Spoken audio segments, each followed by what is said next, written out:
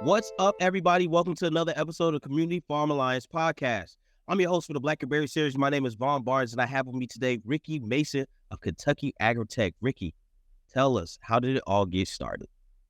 Oh man. So I would say, my engineering journey, started for me in the fifth grade.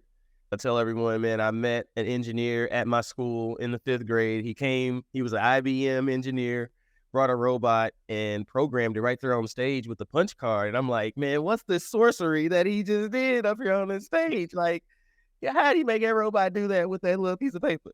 So that was really blew my mind. I got to come up on stage and actually program the robot with the punch card and like see the process. And I went home and I told my mom, like, you can throw the policeman, the lawyer, the doctor, you can throw all it out the window, Mom. I want to be a robotics engineer.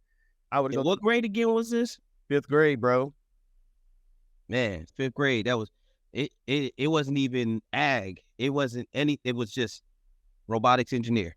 Yeah, I wanted to be a robotics engineer, man. I wanted the power to like make that robot do my chores. Like I really thought about that at the time. I'm like, man, if I could make this robot do my chores, like what? That's the only thing I get whoopings for is not doing my chores. So this robot would be life changing. So you knew in fifth grade that you were into robotics. I'm gonna fast forward fifth grade to agriculture. When did that part add into the robotics? Yeah, man. So, that was almost on the tail end of, all of this stuff. I was working at the CIA at the time. And as a computer engineer, I came back to the University of Kentucky because we was on sequestration. The government shutting down a few times in that 2014 through 2016 period. But I was back in Lexington and I was talking to my dean, saying that I want to get my PhD, and my job was like, hey, you need to slow down. You just got this master's degree a little bit too quick. He was like, man, I think I got the perfect job for you over in the College of Agriculture. And I was like, hold on, bro. Like, don't you know my background? And I'm like, man, I launched rockets at NASA. I've worked at the DOD as a, weapons test engineer, and I'm coming from the CIA as a computer engineer. And you think there's a spot for me over in agriculture? And then he's like, look, no, man, I'm telling you. And he started showing me like all of the technology that was being used in agriculture. He introduced me to one of the professors over in the UK College of Engineering, Biosystems and Ag Engineering department. And I was like, man, y'all want me to do electronics and control systems and write software and apps for agriculture? And I get to play with these robots and design my own stuff. I'm like, hey, you kind of got me sold. So Brought you back to fifth grade.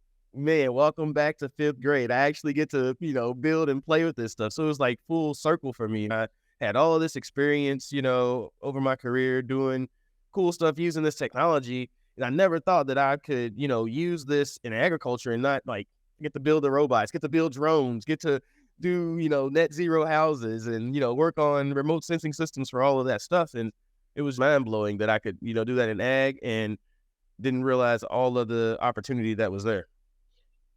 It's funny that you say that because before, when you went from fifth grade to CIA, I was like, man, didn't you go to the ag school in the state? Weren't you on like football or something like that at UK? But I love how you just brought it back to agriculture and how that worked itself out.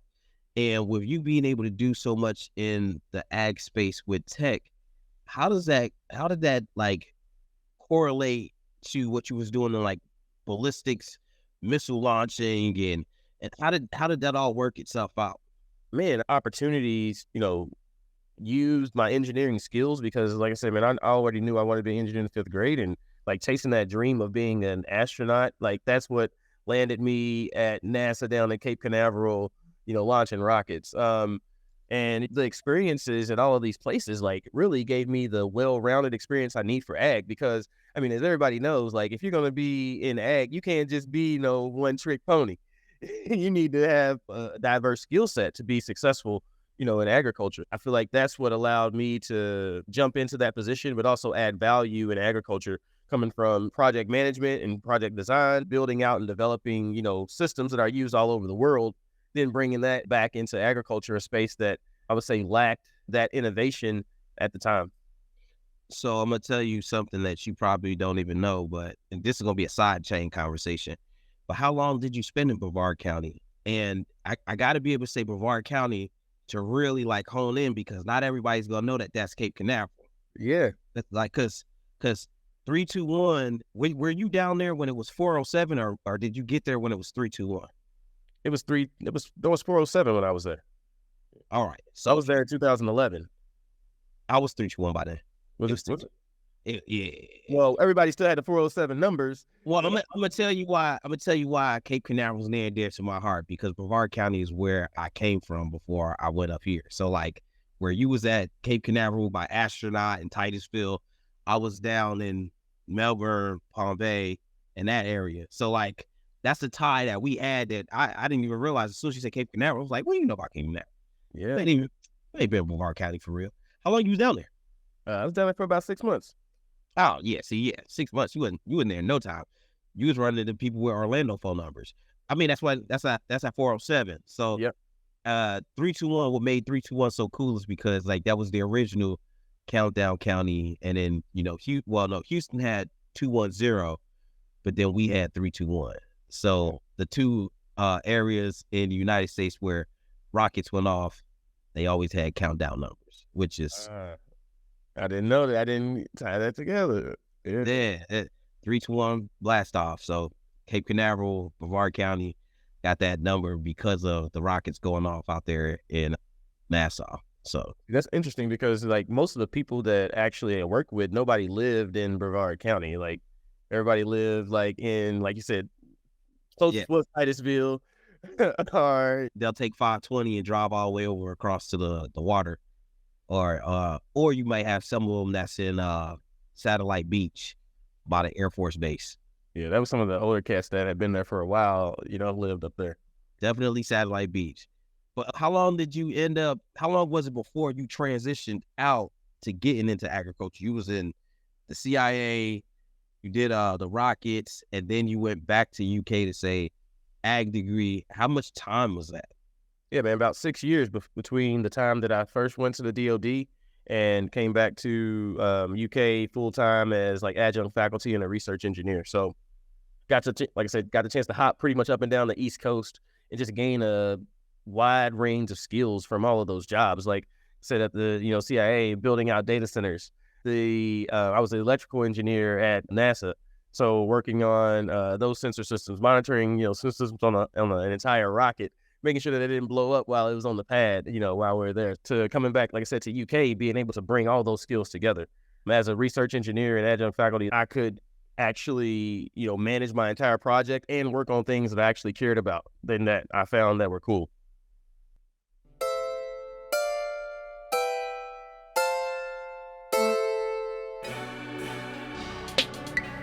Kentucky Double Dollars, a program of Community Farm Alliance supporting Kentucky farmers and families with over $300,000 in nutrition benefits matched in 2021.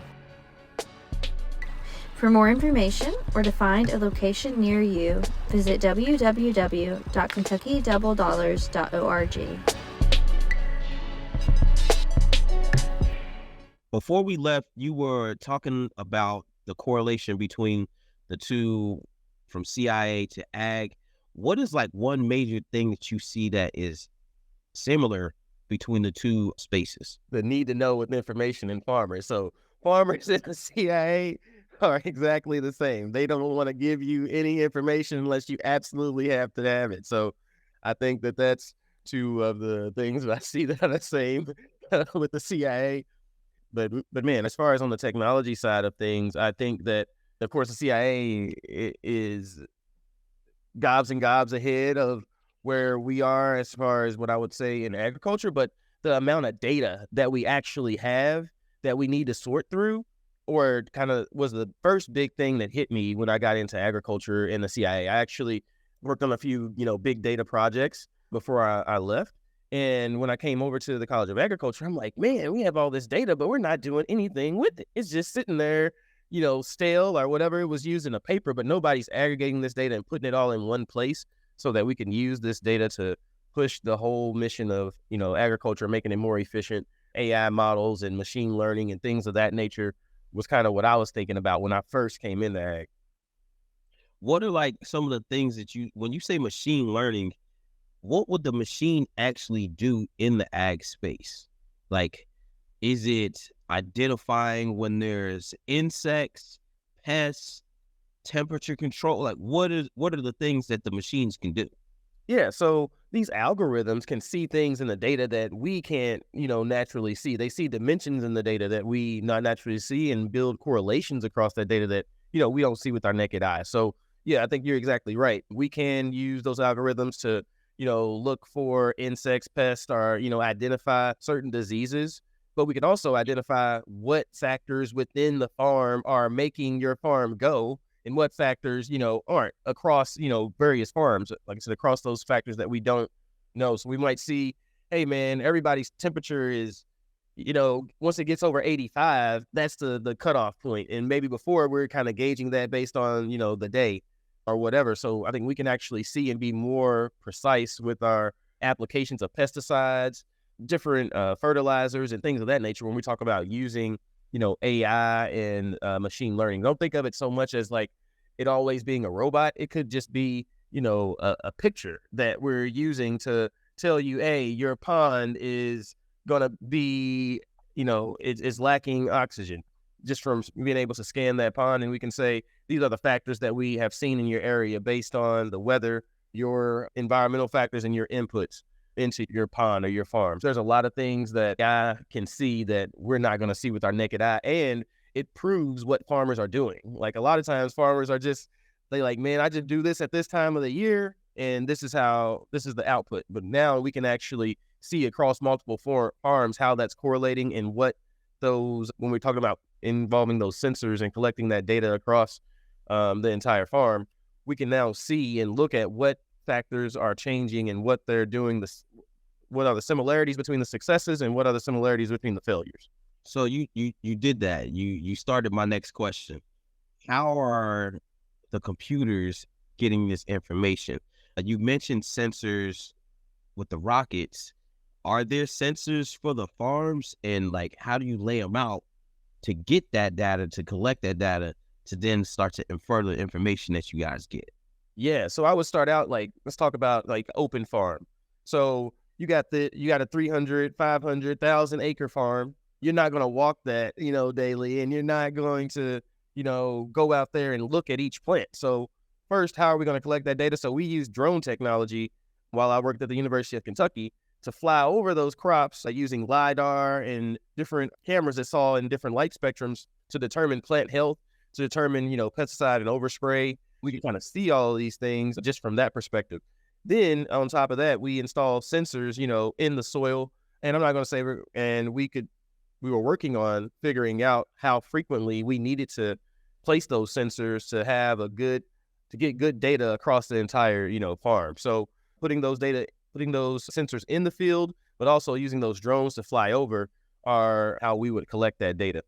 Sweet. So you're using technology to do the work of how many people to then be able to say, this is what you as a farmer would need to do to improve your farm, or say how your farm is working. How many people, and this is not to sound bad, but how many people is technology replacing when you use it? This technology honestly isn't replacing anybody, I would say, because we have such a huge shortage in workers. So we're actually allowing our systems to be more efficient by allowing farmers to get work done that couldn't be done before because they couldn't hire anyone to do it. So I couldn't give you a number on the number of workers that this would be replacing, because it's allowing farmers to actually harvest produce that wouldn't be harvested before, that would go to waste. So gotcha. I think that it's bigger than replacing workers and eliminating jobs. It's actually creating adding more capacity to the farmer and adding more yield to the field, which is amazing.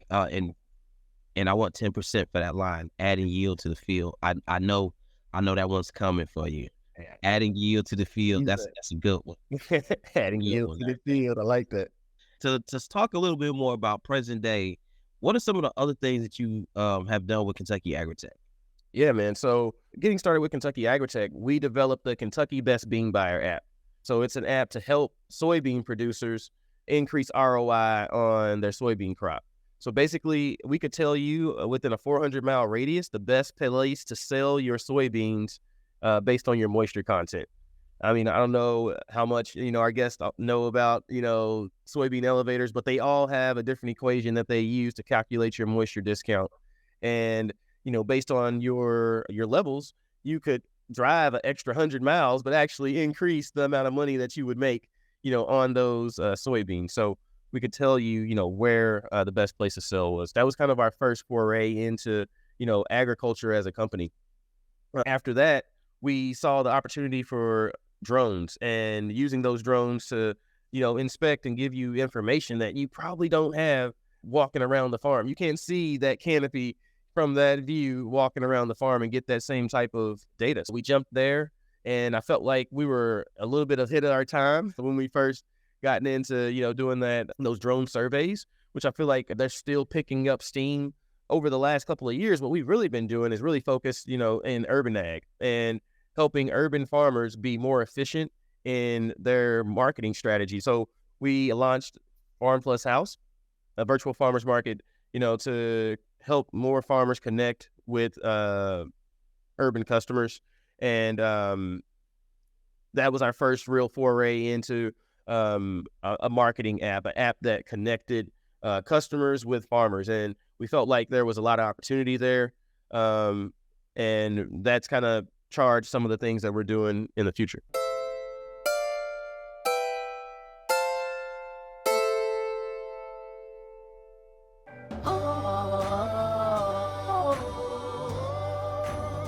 Did you know that CFA is a nonprofit organization that supports family farms, equity work, food access, and policy work across Kentucky?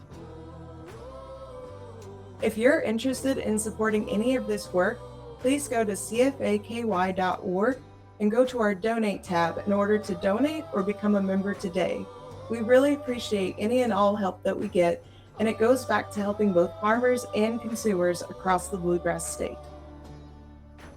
For more information, go to www.cfaky.org.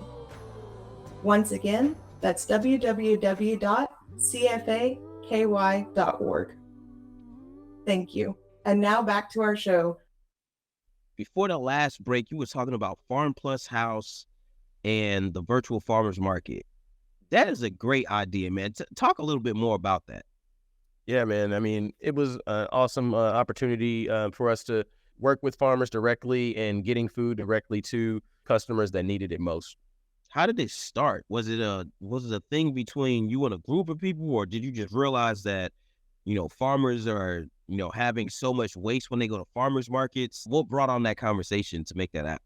Honestly, just being in the right place at the right time. There was a group that had ran this business during the pandemic, but they weren't able to continue running that, after the pandemic. So they were looking for someone to continue running the business, and they happened to ask us.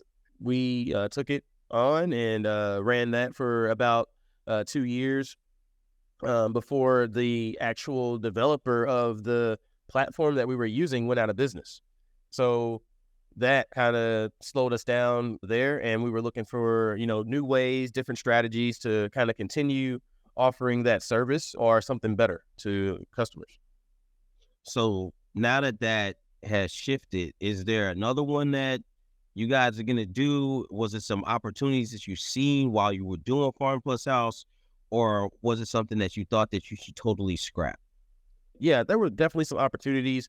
The idea of Farm Plus House was, great. And I think that there's still opportunities to do and run a market similarly to Farm Plus House. But one big gap that I saw while doing that was connecting farmers directly to customers again. Like, we were still a middleman, there at Farm Plus House. We only had one pickup day, one pickup location, at Farm Plus House. So, and in order to grow that, we would have to grow a team of people, drivers, more delivery drivers.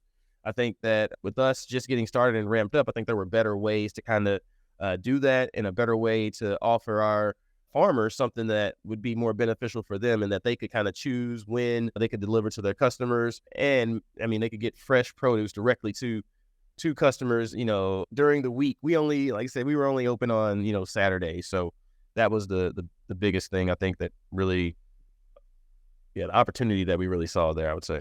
That's the future with the app. You talked about what you did with UK. What about the children? What are you doing with the children? How do the children correlate to what you guys are doing, Kentucky AgriTech? How do they fit into this equation? Oh man, so I mean, I started Brainstem University in 2019 to help schools and nonprofits launch STEM programs and to get more kids in the STEM pipeline, because I saw that a lot of kids didn't have those opportunities like I did in the 5th grade.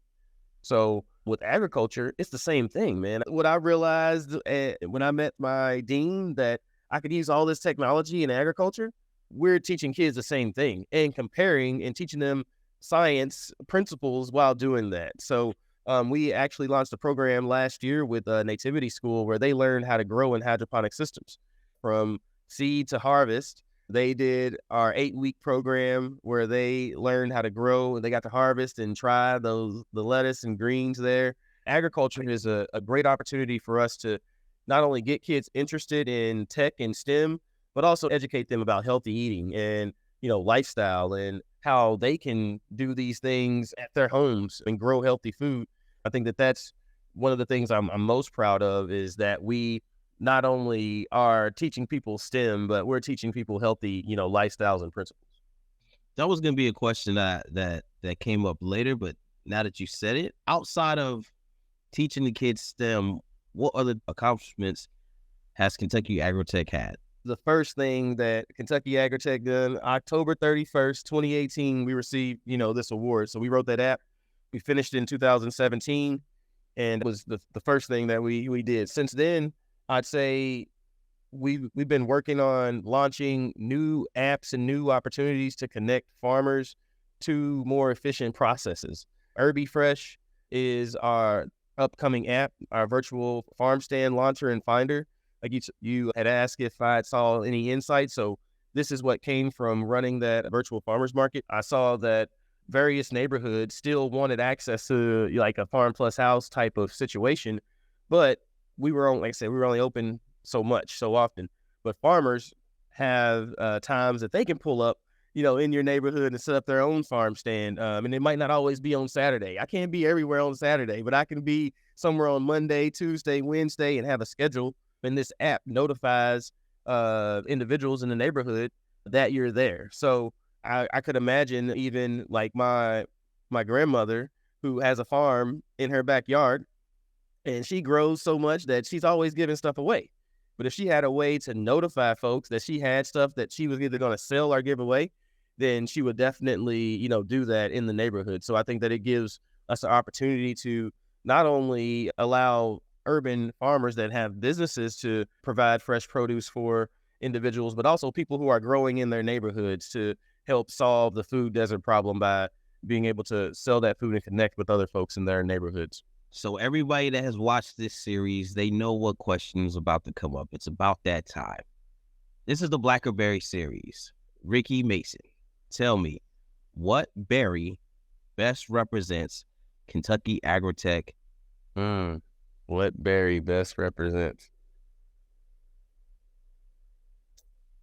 I had to think about this, and I'm going to have to go with the blueberry. High on anti. Actually, I have blueberries just about every morning in my smoothie. But I feel like the blueberry represents, what we do at Kentucky AgriTech in the ways that and I'm thinking about from a powerhouse body standpoint, like the blueberry is, a powerhouse of berries. Like you eat blueberries. I don't have to preach to y'all and tell y'all all the health value behind, blueberries, but I feel like Kentucky AgriTech is that little powerful blueberry that you see in the back of your farm that's powering your systems and helping you be more efficient. Like I said, our goal with everything that I do is to help the farmer be more efficient and effective at what they do, creating a more safe, sustainable, and secure food system, the blueberry represents Kentucky AgriTech and what we do. That's what the blueberry is. All right. We're coming up to the end of the podcast episode. And for the watchers and the listeners, what is some advice that you would give to young and up-and-coming entrepreneur, agri-tech, engineer, or urban farmer, traditional farmer? What's some advice that you would give? Embrace the tech. I would definitely say embrace the tech. But it's not, don't always go for the fancy, shiny, thing. Like, build slowly, figure out what's most important and slowly build that system. Like, if you're going to run a completely automated system, it can get really expensive. But build, on, to that process. Start out with, and embrace controlled environment. I think that's another one that I want to say is like, embrace controlled environment agriculture. I think I just read a stat that by like 2040, we're going to lose another 18 million tons, 184 million tons. Don't quote me on the number of soil, of fertile soil in the next 20 years. So these are, this is because of, this is agriculture. Traditional farming is what's kind of doing these types of things to our soil. So not only, we have a lot of fertile soil now, but we won't in the future. So we have to figure out alternative ways to mitigate the land use and to give our land a chance to rest. And when we talk about controlled environment farming, and I'm talking about high tunnel, greenhouse, we know that we can be over 10 times more efficient in our land use by using these types of protected environments. We have to be conscious of those issues and make sure that we're making the right choices in the future. I know what we've done over the past hundreds of years. Yes, we've grown in soil and that's what we've done, but we have seen the results and what that's doing to our land. So it ain't working too well. Yeah, let's make some different choices. So I think that everyone needs to embrace controlled environment and protected agriculture. And just like that, we're done. We had a great episode with Ricky Mason. And as I always say, real change comes from the ground up. Until next time, all y'all, peace.